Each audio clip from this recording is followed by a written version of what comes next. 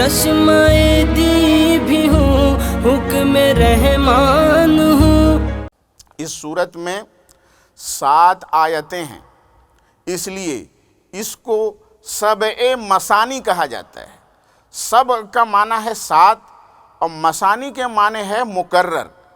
تو یہ سورت اس میں 7 آیتیں ہیں، اور چونکہ یہ مکرر نازل ہوئی ہے، اس کا نزول مکرر ہوا ہے کہ ایک مرتبہ مکۃ المکرمہ میں قبل ہجرت یہ سورت نازل ہوئی ہے، اور دوبارہ پھر یہی سورت مدینہ منورہ میں رسول پاک صلی اللہ تعالی وسلم کی ہجرت کے بعد یہ سورت نازل ہوئی ہے۔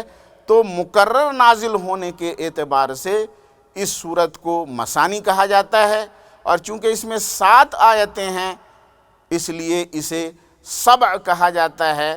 تو سبع مثانی اس سورت کا ایک نام ہے۔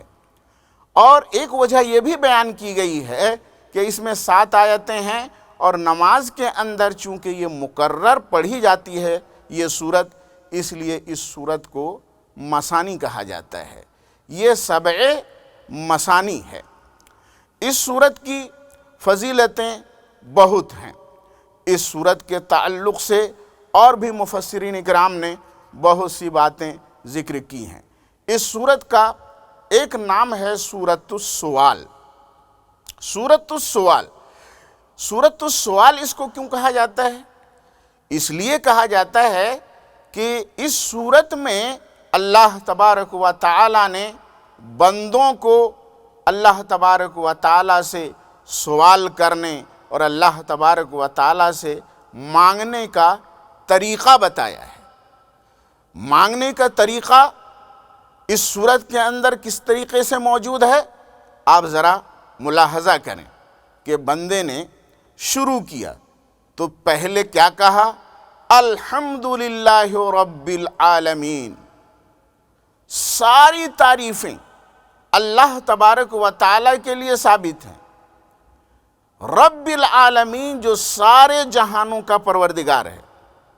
اب یہاں آپ دیکھیں، بندہ اللہ تبارک و تعالی کی تعریف بیان کر رہا ہے، اللہ تبارک و تعالی کی تعریف کر رہا ہے۔ ساری تعریفیں اللہ تبارک و تعالی کے لیے، جو رحمان ہے یعنی بہت زیادہ مہربان ہے، جو رحیم ہے بہت بڑا مہربان ہے، اور مالک یوم الدین روز جزا کا مالک ہے، آخرت کا مالک ہے۔ یہ سب اللہ تبارک و تعالی کی صفات کا بیان ہے۔ اللہ تبارک و تعالی کی تعریف بیان کر رہا ہے بندہ۔ تعریف کرنے کے بعد پھر اپنی بندگی کا اور اپنی عاجزی کا اظہار، ایاک نعبد، ہم تیری ہی عبادت کرتے ہیں۔ اے اللہ، بندگی صرف تیرے ہی لیے ہے، معبود صرف تو ہی ہے، عبادت اور بندگی کسی اور کے لیے نہیں ہے۔ وَإِيَّاكَ نَسْتَعِينُ، اور ہم تیری ہی مدد چاہتے ہیں، تیری مدد کے سوا کسی کی مدد نہیں ہو سکتی ہے۔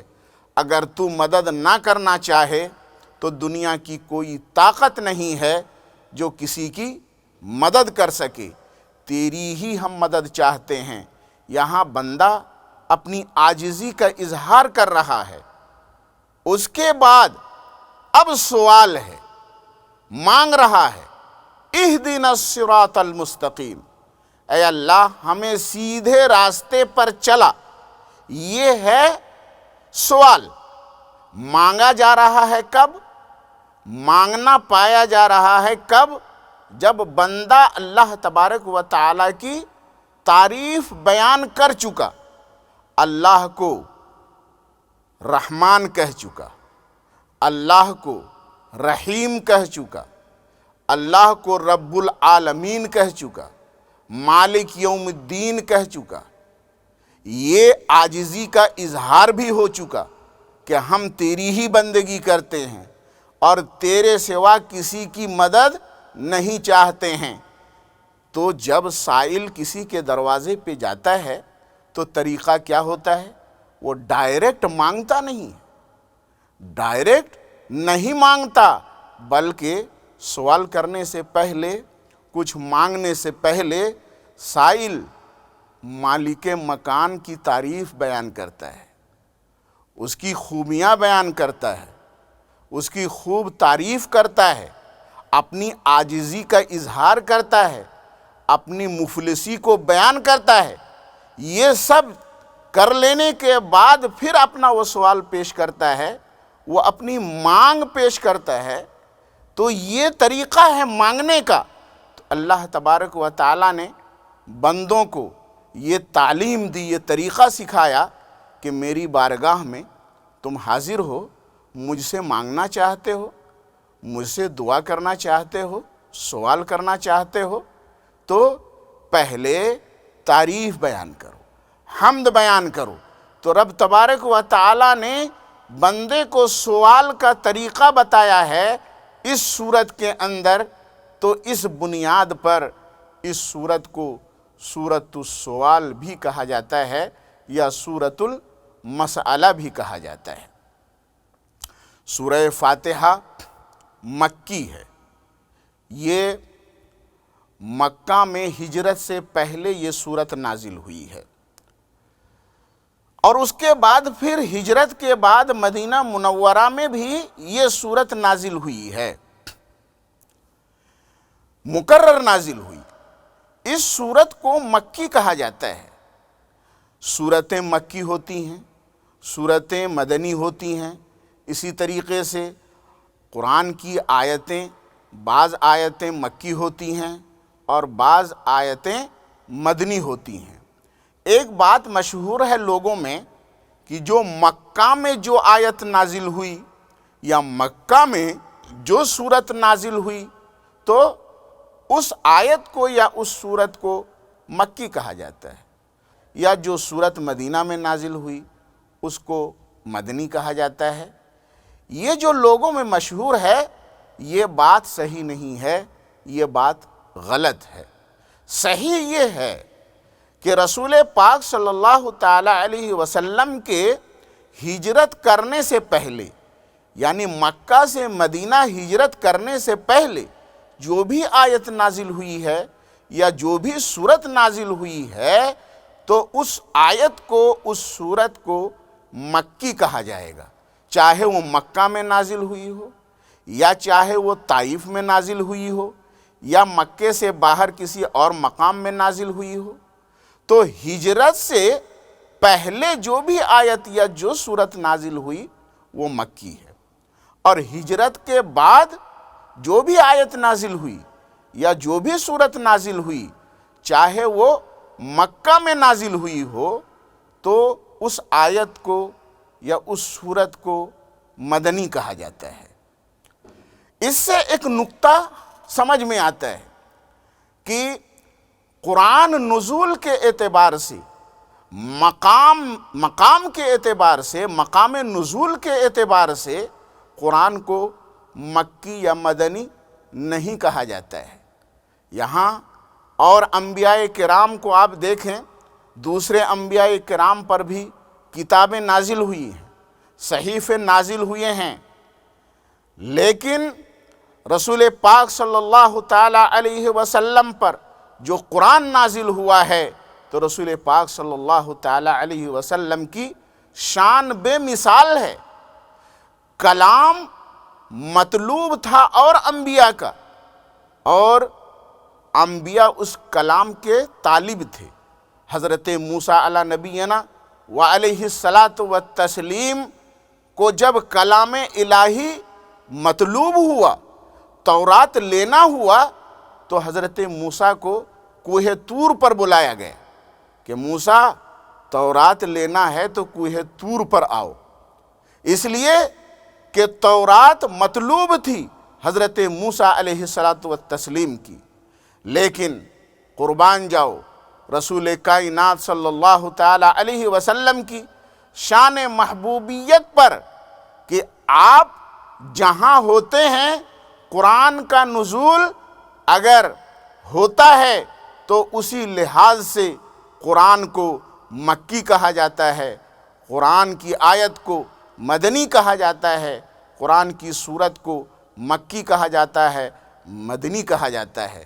جب تک سرکار نے ہجرت نہیں فرمائی، مکۃ المکرمہ میں سرکار کا قیام ہے، اب قرآن نازل ہو رہا ہے، کہیں بھی نازل ہو رہا ہے، سورت کہیں اتر رہی ہے، آیت کہیں بھی اتر رہی ہے، لیکن محبوب کے قیام کا مقام مکہ ہے، تو اب مکہ میں قیام کے دوران جو بھی آیت نازل ہوگی وہ یا رب تبارک و تعالیٰ نے یہ فرما دیا کہ اے محبوب نزول قرآن آپ کی تبعیت میں ہے، آپ قرآن کے مطلوب ہیں۔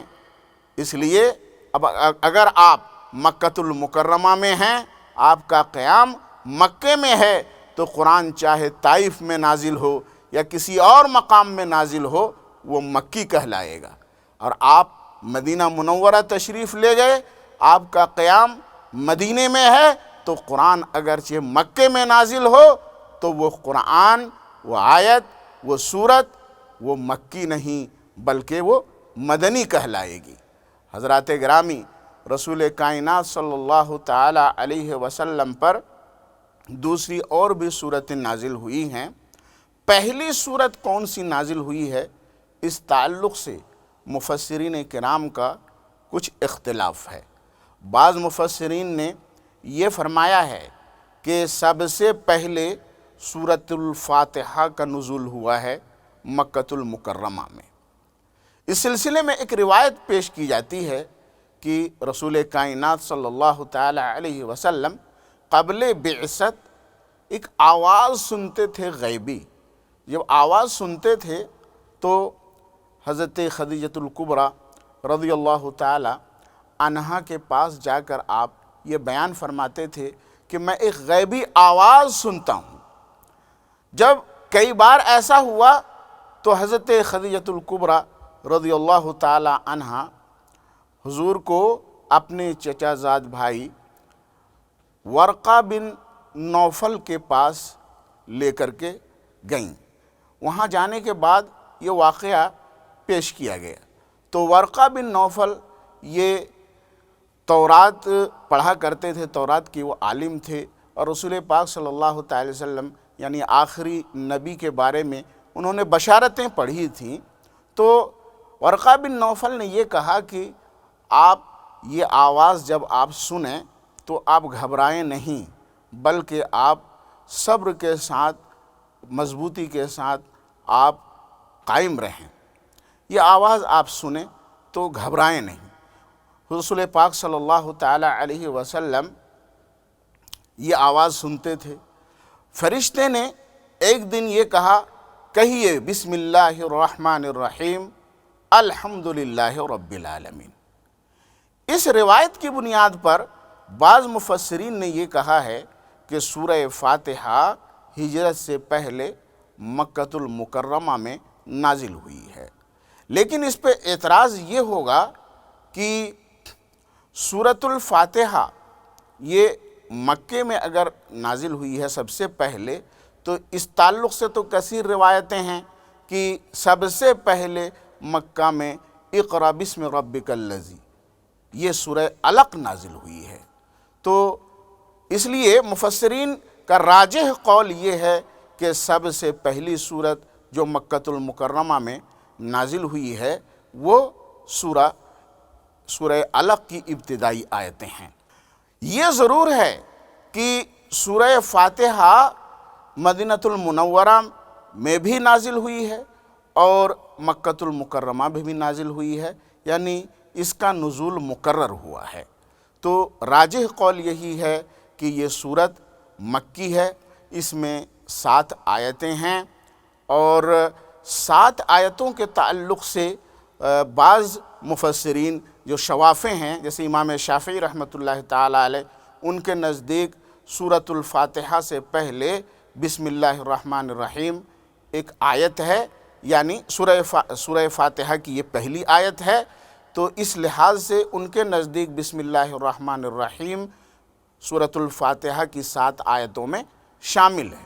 لیکن امام اعظم ابو حنیفہ رحمۃ اللہ تعالی علیہ کے نزدیک بسم اللہ الرحمن الرحیم سورہ فاتحہ کا جز نہیں ہے، اس کا حصہ نہیں ہے، بلکہ امام اعظم رحمۃ اللہ تعالیٰ علیہ کے نزدیک یہ بسم اللہ الرحمن الرحیم جو سورتوں کے شروع میں آتا ہے یہ کسی بھی سورت کا جز نہیں ہے۔